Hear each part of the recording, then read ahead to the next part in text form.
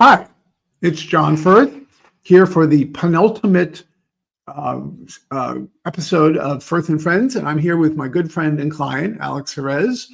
Alex has a very interesting journey behind him, and of course, a fascinating journey going forward. And I'm proud to say I've been part of that for a better part of 9 or 10 years with a little hiatus. Like me, he grew up in East Hampton. I had a house in East Hampton. He went to Harvard. He is also very intellectually curious, maybe too much, although curiosity for me is a superpower. And he likes challenges. Now, that's where some of the similarities end. For one thing, he's taken other industries, and his background is much different. His parents were from Ecuador. My father was from Vienna. And he grew up as Ecuadorian descent in a town, East Hampton, that's not known exactly for being fond of their immigrants. I found it a little hard going for myself, although I was sort of the protected classes. But needless to say, Alex has worked extremely hard. He's very smart, and he has had a very fascinating journey. So I'm going to pass it over to him. And I have a question to start off with, which is, at what point did you realize that you were going to have to run your business, your career differently than others? And by the way, I should say also what we have in common is we're risk-averse entrepreneurs, which means we like the freedom of building our own business, but we also like having an umbrella such as the one that Alex has chosen in insurance, Brown & Brown. Myself, I was part of Roland Berger and Accenture for many years, and that's how I built my business. So that's something else. There are not a lot of people who really understand what it means to be a risk-averse entrepreneur, and so we're going to explore that today. Anyhow, Alex, why don't you introduce yourself a little more in detail, and we'll start the conversation. Great. Thank you, John, so much for inviting me and having me on today. I really love the introduction. I appreciate that. A lot of kind words. I'd say, there are many different points in my career due to being so intellectually curious where I knew I was going to have to forge my own path. Part of that was just the concept of exploration, career exploration, and trying new things, trying different things. I would say it started when I realized I wanted to go to an elite school.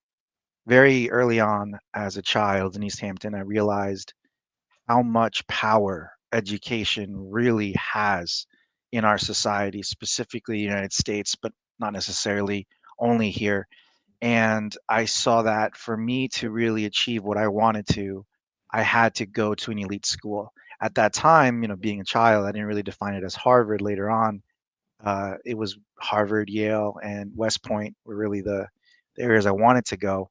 Um, I think what really drove me there was understanding that there was a burning desire to achieve more and to do more and to not let circumstances dictate outcomes. And that's really where that kind of came from. When I was graduating, I didn't know what to do. To be perfectly honest, I applied, and this is going back over 15 years now, unfortunately. But I applied to over 100 different organizations, not Oh, really knowing what I I wanted never to do. knew, actually. Yeah, it's not. I don't share that very often because I just didn't know. I applied to. I was thinking about maybe I do corporate fashion, so like Ralph Lauren's corporate office. I applied to Boston Consulting Group, management consulting. But I really found a home in private equity real estate, and that's where I started my career. Was in Houston, Texas. Exactly. And well, tell the story further, but your family was involved with real estate and construction in particular. So that sort of dictated your next choice, as I understand it. Yeah, yeah. So I am a fifth generation carpenter from Ecuador, and I am terrible at it, but I'm very good at reading plans, understanding mechanical, electrical, plumbing design, and Mhm. layouts. So private equity real estate felt like a good mix between Harvard and kind of my family's background. Mhm. Right away, I got into an executive rotational program. Thankfully, I started in financial modeling and underwriting, Mhm. and they gave me emerging markets fund, which was China, India, and Poland at the time. Oh, So wow. And this we was were like about 12 years ago, 13 years ago.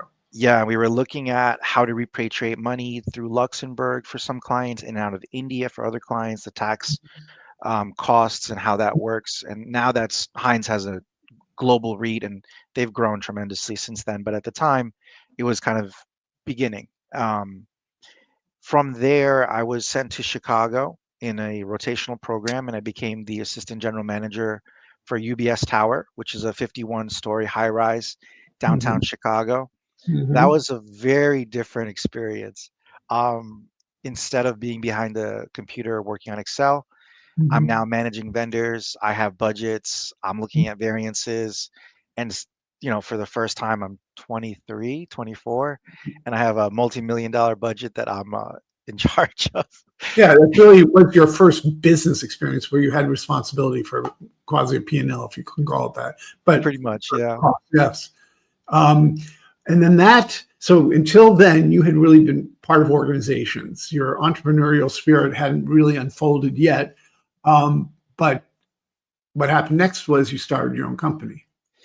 Yeah, so Heinz is an incredible private developer, largest private developer in the world. What really I think helped me get to the next stage of my life was they're they're so focused in best practices and they were focused on it. They were almost obsessed with it. And so we were learning through the rotational program how to manage a P&L monthly. We had Hmm.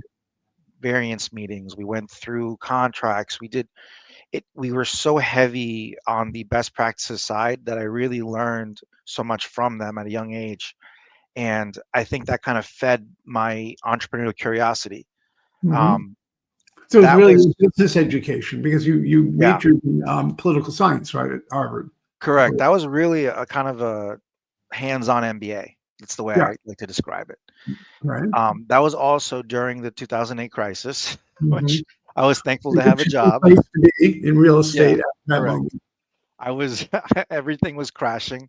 Um, so I had to wait to go into my next rotation, which was development, and that was really something I wanted to do. It took longer, the financial crisis, financing, capital markets, obviously everything kind of went awry. And so from there, I decided to make a pivot. That was my first pivot. And I went into public schools, charter schools, and I went into nonprofits. Okay, so I did several pivots too. One of them is I started out. I was a music major at Harvard, and about the age of 28, I finally did something my parents had been asking me to do for 7 years, which was to go get my MBA. So it was about that age, maybe you were a little younger, that you made your pivot. What motivated you? What was driving you when you made that pivot? I know it drove me. I basically was tired of the music world for a whole Yeah, variety of reasons, and I had to earn a living. Finally, I I mean, decided. frankly, had it not been for the financial crisis, I may not have pivoted. But, I just was a bit impatient and I wanted to try something else. And Mhm. my good friend, a fraternity brother, was starting a charter school in the Bronx. Mhm. He needed somebody with a financial background. And frankly, he didn't fully articulate how challenging the job was. Yeah, they never do. Nobody ever tells you that part. Um, so I went there and I remember going in with a kind of a private equity mentality in a small charter school in the eastern part of the Bronx, no, western part of the Bronx. Okay. And I was wearing my Ferragamos. It was the first week. I had a tie, and a child unfortunately went to the restroom on themselves and on my shoes. And that was the first week of work. And I was, at the time I was upset, but then I saw the child was scared. And that I Uh-huh. think was a pivotal moment that I always go back to as an adult. And I really changed kind of my outlook on life and kind of my priorities. That was the Mhm. beginning of a big pivot. From there, I worked at two other charter schools and co-founded one in 2013. That was my first real startup experience. Mhm. We had no children. We did have, again, this concept of a business within a business. We had Mhm. a tremendous sponsor nonprofit called Children's Aid Society, been around Oh, yeah. since the 1800s, Yep. but it was their first time doing a charter school. And so a lot of the nuances of a public charter school in New York City still hadn't really hit the parent company because they're so focused on neighborhood schools, sorry, which is a public district Department of Education initiative, Mhm. completely different type of school in the sense of the back office and the administration and how that works. Mhm. So I was 25, I think at the time, 26, pretty young still, and I had a lot of responsibility. What was great about the startup experience was I had a ton of energy. I didn't know any better. Yep. I loved what I was doing. I loved working with kids in education. Mhm. And I just remember, and I say this to this day, one day there was nobody there, and the next day we had 132 children. And just how did that happen? Because so many entrepreneurs, and a lot of the people I work with, is that first real rush of clients. So what was the secret for that to go from 0 to 132 in how many months? Oh man, it was, I don't even remember, less than 6 months, maybe 3 or 4. I don't remember exactly, but so I will say the secret to that is pounding the pavement. It Mhm. really was going into public housing, pre-Ks, going into small daycares, family-owned individual entrepreneurs, and making that person-to-person connection. And a lot of times, just educating the public about what a public charter school is Yep. and how much of a benefit it can be. And then, as well as we did have tremendous support from the parent organization with reaching out to the Children's Aid Society network, which is pretty Right. large, Mhm. still is very large.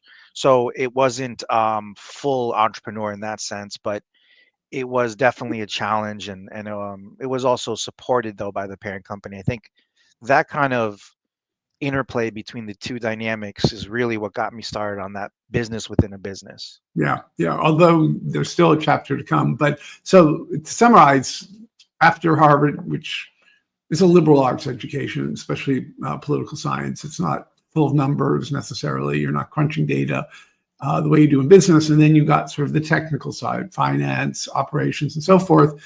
And then you really jumped into the entrepreneurial thing. As you say, 99% of success in your first year, at least, is pounding the pavement, if not longer.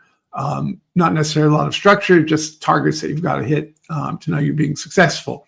So now you got two sides. You've got the organizational side, i.e., working for somebody else in often a cost center, not necessarily a revenue generating center. Then you went into generating revenue in an entrepreneurial sense, but still under the aegis of a umbrella organization. And then came the next part, and this is when we met. Yeah, yeah. So um, after the first year, I kind of realized I had, hit a lot of what I wanted to do and achieved a lot. And the And learned next, a lot. And learned a lot. yeah, We and have I learned a lot. Yep. you're an inveterate learner. Yep, and, I was running payroll for, I think it was 40 something employees, Mhm. picking out health insurance, putting together retirement plans, Right. I mean, running a full-fledged operation. I mean, we were a multi-million dollar operation, Right. almost overnight. I did have tremendous support again, and I had back office help from Children's Aid Society, but it really was a lot of responsibility. As I look back, maybe too much responsibility for someone my age, but I'm very happy that I got the opportunity. About the end of the first year, I realized that I wanted to try something new, Mhm. and the startup bug bit me hard.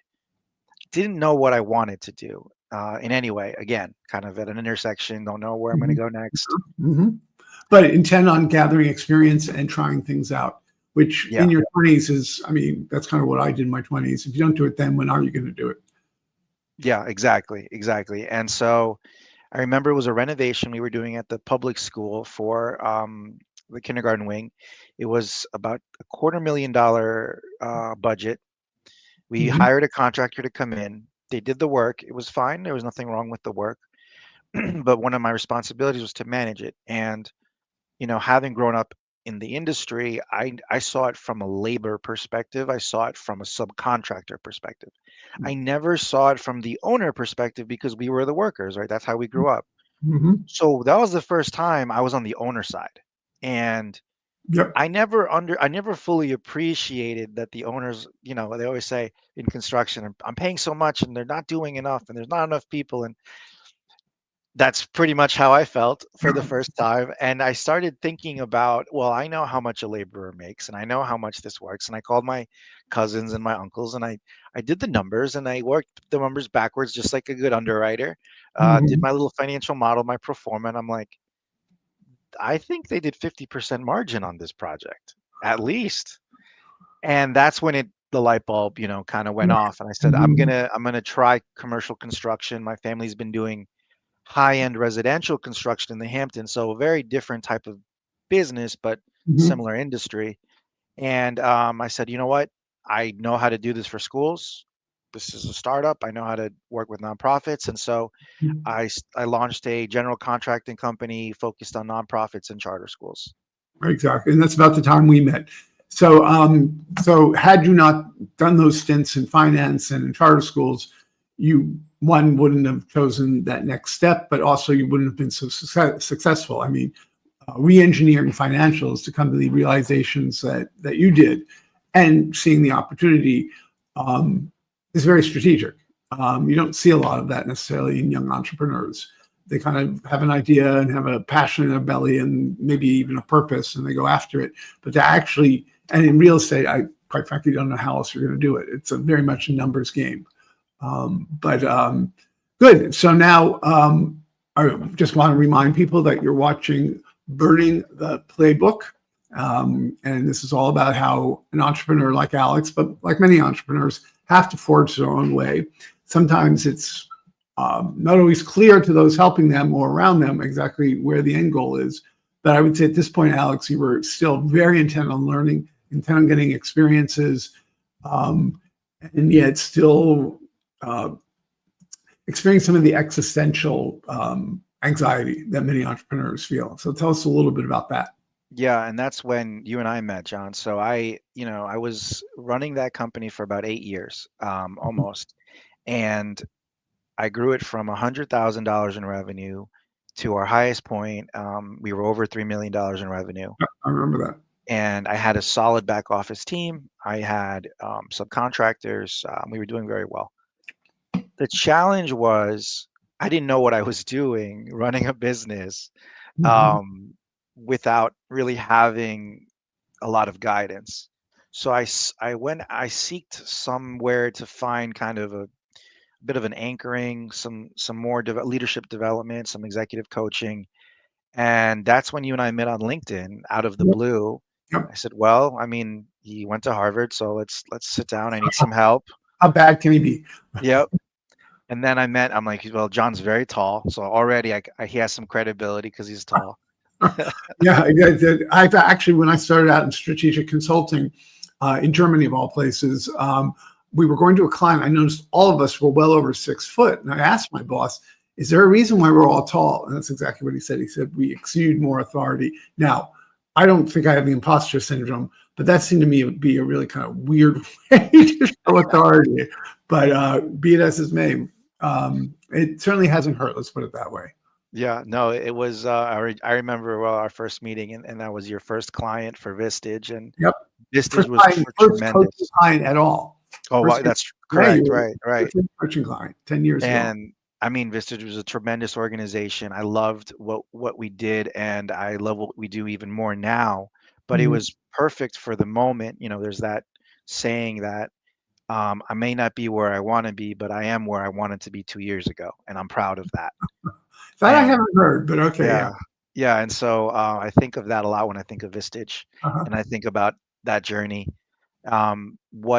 What I needed at that moment, I didn't know because you don't know what you don't know, Right. was somebody that could help me take some discipline on the revenue I was generating, on the Mhm. sales I was closing, and putting together an infrastructure, putting together a team, understanding how to create more of a sustainable model of growth and look forward.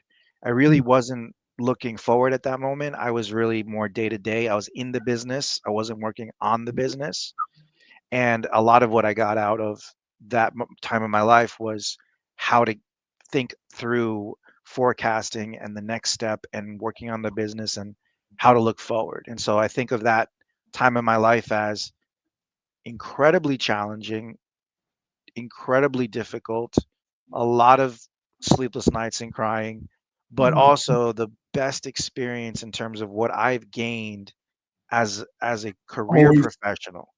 Yep. I Always. understand what it's like to be a business owner. I understand what it's like to not make payroll. I understand what it's like to try to figure out how are you going to bridge this and pay that and move this.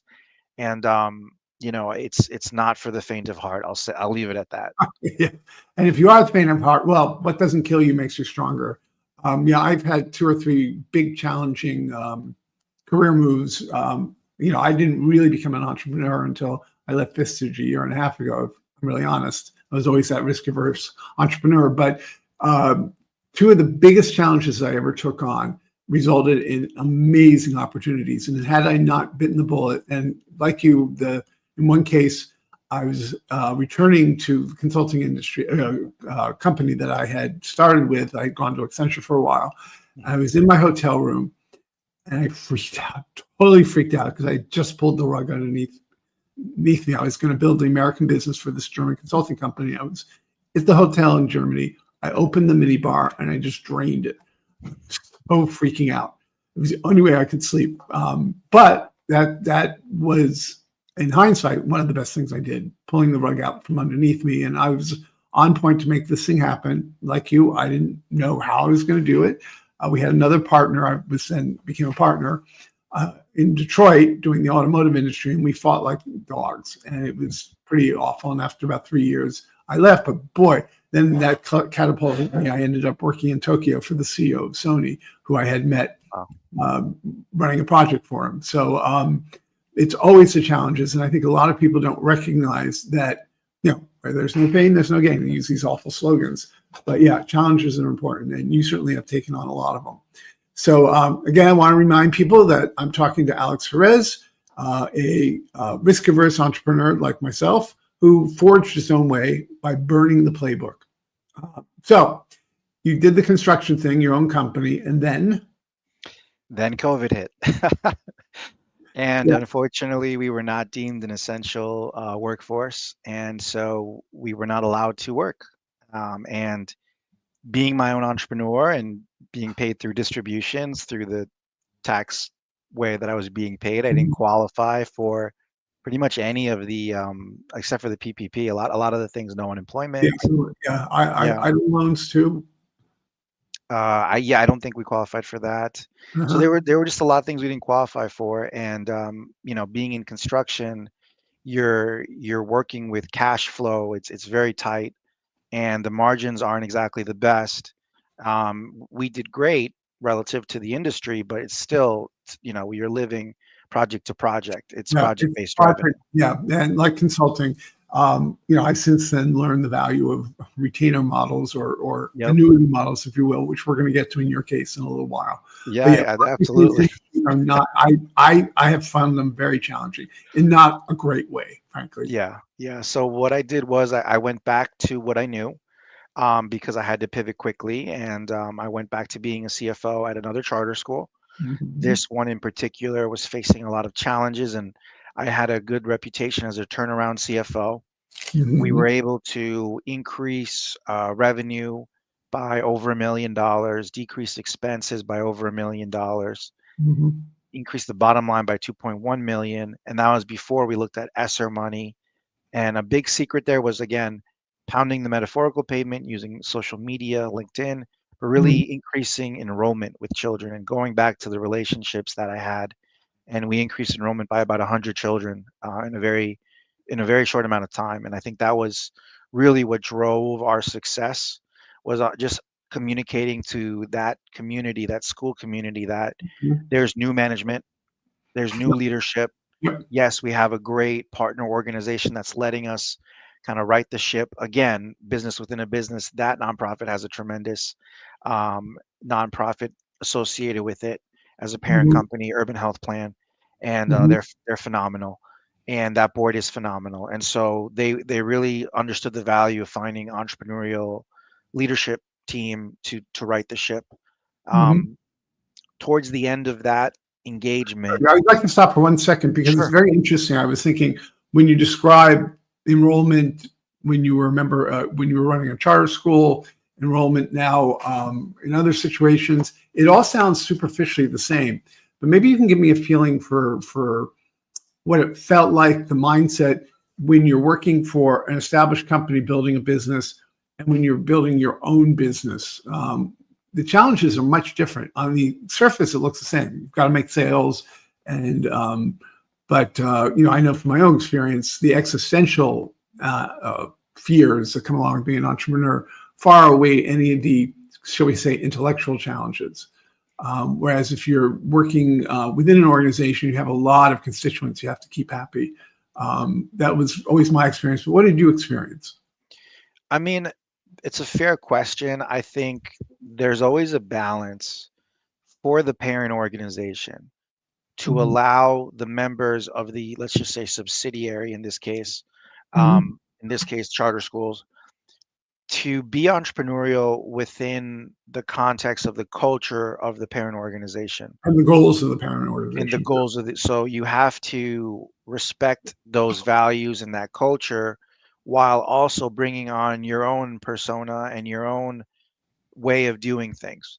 And so if you're in the right place, that combination of support and leadership and kind of giving you that a leeway is tremendous value and Mhm. asset, because to compare it to entrepreneurship, you don't have that support.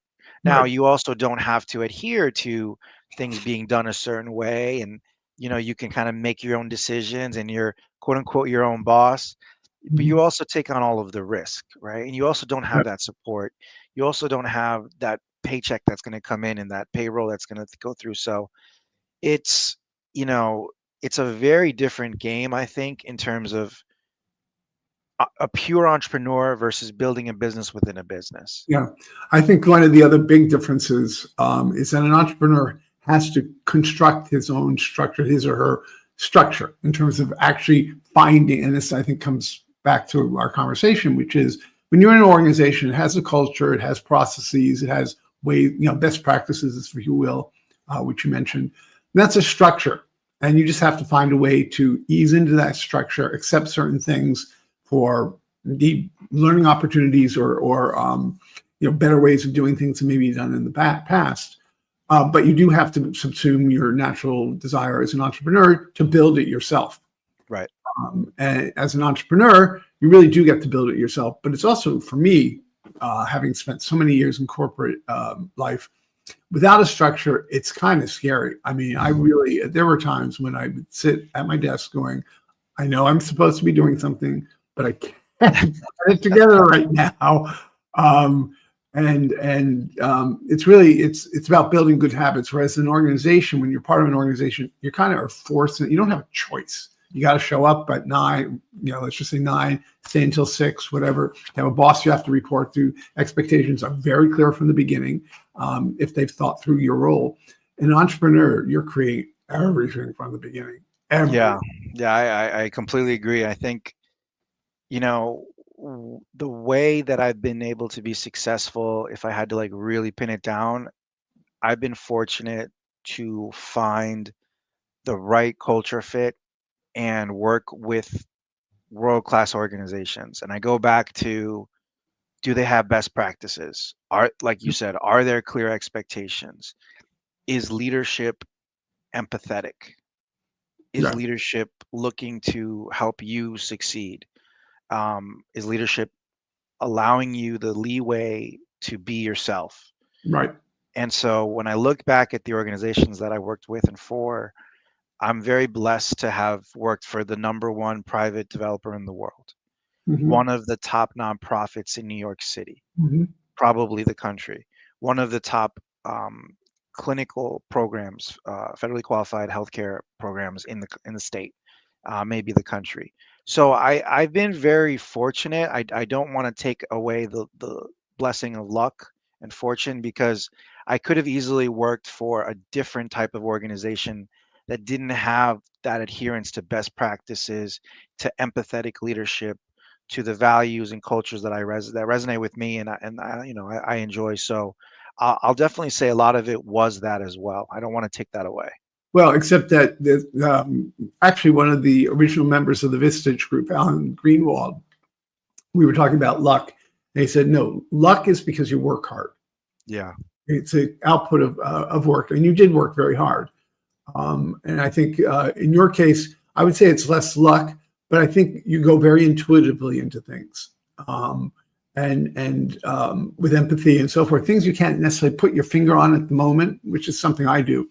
And then in hindsight, you say, "Oh, that all made sense. Thank God I did that." But you are entrepreneurial that way, because most entrepreneurs go from the gut, because quite honestly, you're not quite sure how else you're going to do something, especially if you've never done it before. So I think it's that intuitive, but you work hard. If you hadn't worked hard, you certainly would not have, Yeah. even these quality organizations wouldn't have been interested in hiring you. Yeah, And that's you're smart. definitely from my mother. No matter how hard I work, she worked twice as hard as I did. And so I work hard because I enjoy working. I Mhm. really don't think of life outside of not working hard, but also I think about just honoring my mother's legacy and as much as I can, and just being grateful for what she gave me coming to this country, not having documentation, not speaking the language, not really knowing anyone or anything, and having no money, and having gotten me to where I'm going, and where I've been. So the least I can do is work hard. And I think when you come w- at a conversation and with people from that perspective, it's easier to find the right people, because good people like working with good people. Yeah, exactly.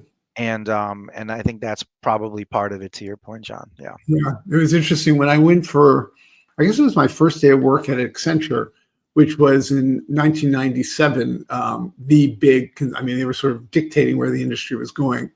Um, I remember getting off at the wrong floor and looking around at me, just looking at people and saying, wait a second, where did I just land? They were not, just outwardly not the kind of people I was used to. I'm not saying they were bad or anything. It's just, it didn't feel right. Well, that was Arthur Anderson, and we know what happened to Arthur Anderson. How young off of, this is when they were still part of Arthur, or Yeah, yeah. Anderson Consulting, before Accenture. And I thought, wait a second, where am I? I got back on, realized I was on the wrong floor, went then to the Accenture floor, opened doors open. I went, okay, they're my people. They're hardworking, well dressed, well maintained. I mean, you have to stay in shape and all sorts of things to do consulting. I was like, all right, this is my home. And it's very interesting. That really taught me that even outward appearances, you can tell very quickly Yeah. whether or not this is the place you want to be. So we have a couple minutes left. So you did your construction business, and then you went back into charter schools after COVID. Yep. So one of the downsides of a turnaround process and responsibility is unfortunately letting people go and bringing in a new culture and bringing in new processes Yep. Mhm. and finding new people. And so, unfortunately, an outcome of that is employment lawsuits. That's just Mhm. part of turnaround, unfortunately, Yep. and just part of day-to-day life in business. It has, business can be doing fantastic. It's still going to happen. Yeah. Um, Exactly. so at that particular organization, there were many, and I got onto a great basis with my broker, my insurance broker, Mhm. and Epic, and they basically said, "Hey, listen, you understand the industry enough. We'll teach you the rest. Why don't you come work for us and sell insurance?" And I had never even thought of that. I didn't even know that was a career. I'm not even gonna. It I, hadn't even crossed my mind. yeah, no, it's funny to hear you now that you're firmly in the insurance world. I sort of asked myself, I did consider it. The Northwestern Mutual was recruiting at NYU's campus when I was doing my MBA, and I interviewed, and I was like, nah, I'm not sexy enough. Boy, I missed an opportunity there. Well, and I think when I met my broker, who is the head of the charter school practice for Epic Insurance, um, I saw a man of color who was successful in a very non-diverse world. I think Mhm. insurance is one of the least diverse industries still to this Mhm. day. Um, I saw opportunity, and I saw things that now at a different age and a different stage in my life, I saw residuals. I saw annuities, Yes. I Now we're saw going to business safety, model. I Yep. saw comfort, and I saw less risk. And I think that's really where I saw, okay, wow, this is a good fit. Let me try. And Mhm. What I've learned about insurance are two things, and partially through you, partially through other clients I've had, is it is an industry where you do have to be empathic. It's very hard, I think, to be successful if you can't understand where the person's coming from, how they're feeling. It's very soft in that way, but you also have heavy duty regulatory yeah, constraints, which is, absolutely. I think, where the conformity, if you want to call it that, lack of diversity, because you got to be you got to follow the regulatory frameworks. And Yeah. I have never worked in a regulated industry. 1 year at Deutsche Bank. Consulting's not regulated, really. Coaching certainly isn't. I was in the music industry, early on. None of the stuff, and so I probably is why I ended up not going. I would have died with so much constraint in terms of regulatory framework. But I think that's one reason why it's not so diverse. You have to be the kind of guy. Maybe. I mean, I do see a couple things now that I'm at the right fit. I'm at the right agency. I bounced around a bit. Just understanding different cultures, learning the industry, soaking up as much as I could. And I saw a couple truisms. One is that regardless of where you are, relationships matter more in insurance, I think, than even other industries. Fortunately and unfortunately, depending on your perspective. Well, Um, professional services, right. I mean, real estate and finance tends to be a little more transactional, but insurance, coaching, Yep. consulting, where, as you said, the soft stuff, well, we say the soft stuff is hard and the hard stuff is soft. It, it's really, and I think I was going to point that out when one of your pivots, you went from the technical hard skills, building those skills, to suddenly realize, I guess, when you joined Vistage, because I spent a lot of time with everybody that I coach on perfecting their soft skills. Because at the end of the day, leadership is about humans Yeah. and recognizing, celebrating, and also working with humans with all of our frailties, and there are a lot of them. Yeah, absolutely. Myself included. I think what I saw was I needed a home that understood empathic leadership, that understood diversity as more than just something that you slap on a banner. Right. Um, and I needed somewhere where there was a culture of winning, a culture of success, but also a culture of people are humans, people are people, they're not just a number. Automatons. Yeah, when we're not robots or computers. Right. Um, it was very interesting you brought that up, because you hosted an event last week, Thursday evening, that was about culture. Um, and the issue I've always had in the discussions about culture is the soft stuff becomes paramount, and it's important, and it's great that we have a mechanism to reinforce that. But there's that culture of winning. You don't see that a lot in core value statements and so forth. But business acumen and a desire to succeed are important, and they have to be part of the culture.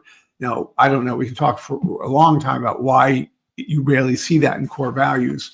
But I'm glad you brought that up, because you can have the softest, best culture, but if you're not committed to succeeding, winning, um, um, uh, generating wealth and value, then it's really hard to say that that's going to apply to a business. Yeah, and I think coming from especially construction in New York City, which I could have a whole conversation just about that.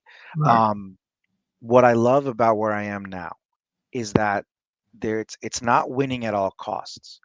Right. It's winning the right way. It's winning with ethics and grace. And not every brokerage operates with that model and that Yeah. mindset and those values. And I think what's exciting about where I am now, especially in the Garden City location, we have so many nonprofits, social services, human services, Mhm. over 125 schools. And that passion that I had over a decade ago of helping, really, I understood now is it was me being somewhat of a protector and helping my Right. clients. Mhm. And I think back about what my mother did. with me and my sister, and what she did with immigrants that came from South America, where she would help and volunteer, and how active she is in her church. To this day, I say she goes to church 8 days a week, and it's true. Right. And so I really love where I'm at now because I get to be myself.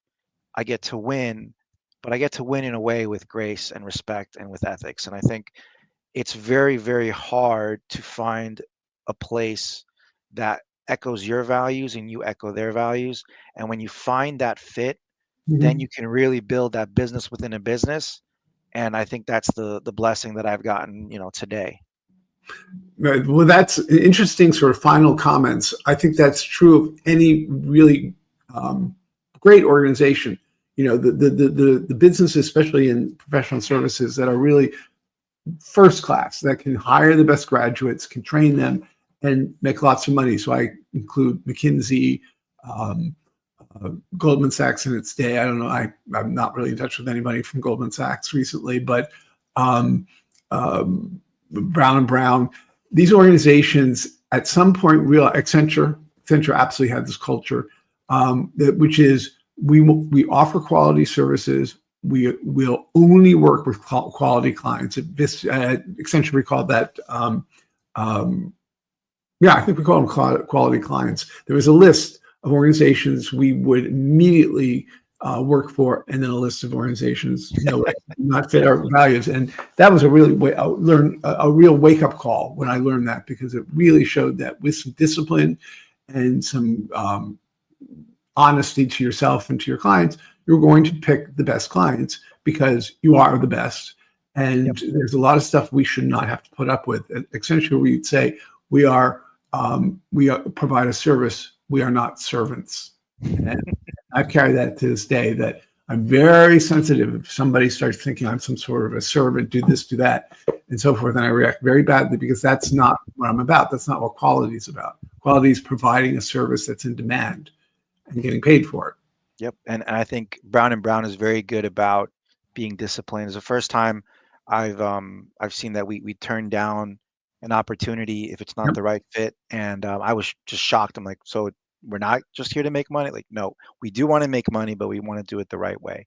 We want to do it this way. And I think, to your point, what was exciting about kind of the future, and I look towards growth, is when you have this alignment of culture and values, you have to remember as an individual, and I'm speaking to the entrepreneurs here directly, Mhm. you're providing a service to your clients. Your clients should be thankful, and they're so lucky to have you. And Right. when I think about the background I have in private equity, in being an assistant general manager, in running my own business, being a nonprofit CFO, all of these experiences have created something in insurance, which I'm trying to make a little bit sexy. Mhm. Um, in that my clients get that value from me, and I get to be passionate about what I bring and what I offer. And Yeah. so, as an entrepreneur, it's important to remember what you said, John, that we provide a service. We're not servants, because they're really lucky to have you if you're doing all of these things and you're working that hard. Exactly. And I used to say in consulting, I think it goes for coaching, really any profession that really deals with the human side of business and life. Um, you can only be as good as your clients. And so what we've been talking about is have the best clients. You can only be your best when you're with really good clients who understand the value equation, understand why you're doing things the way you're doing, aren't sort of forcing their way of doing things that may not be better. In fact, probably usually isn't. But that's a great ending comment, is that you really can only be as good as your clients. So why not have the discipline and work for the best clients, and refuse projects or client relationships or whatever when you sense that you're being, in one example, a servant and not providing a service. But this has been great, Alex. Thank you. We've known each other now for 10 years. We've worked for at least 6 or 7 of those together. I've learned a lot about you. I also think this has been a great opportunity for you to really find the string that holds all this together. But all I can say is the last 6 months, you've absolutely blossomed and bloomed in a way that I hoped for you, was working with you towards. But really, I really have to say, Brown and Brown you found a home, and it's amazing how you're flourishing now. Yeah. Thank you so much, John. I appreciate the opportunity. Great. I will see you. I think we have a 1-to-1 tomorrow. Yeah, absolutely. All All right. right. Well, thank All you, right. everyone Take else. care, Have a great everybody. day. All Bye. right.